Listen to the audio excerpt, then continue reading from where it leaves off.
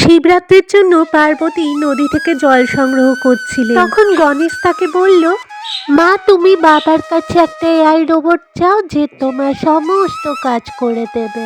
এরপর পার্বতী বাগানে গেলেন পুজোর ফুল সংগ্রহ করতে। সেখানে লক্ষ্মী তাকে বলল, ও মা তুমি শিবরাত্রিতে বাবার কাছে একটা জাদুর বাক্স চাও যেটা খুললেই হাজার হাজার গয়না বেরিয়ে আসবে। এরপর পার্বতী গেলেন বেলপাতা সংগ্রহ করতে। সেখানে কার্তিক তাকে বলল, তুমি বাবার কাছে একটা লেজার গান চাও যা দিয়ে তুমি অসুরদের শাস্তি দেবে, আর এই অস্ত্রে কোনোদিন ধারও দিতে হবে না।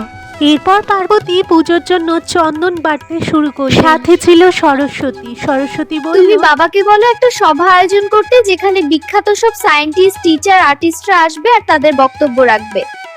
এরপর পার্বতী শিবের মাথায় জল ঢেলে পুজো সম্পন্ন করলেন।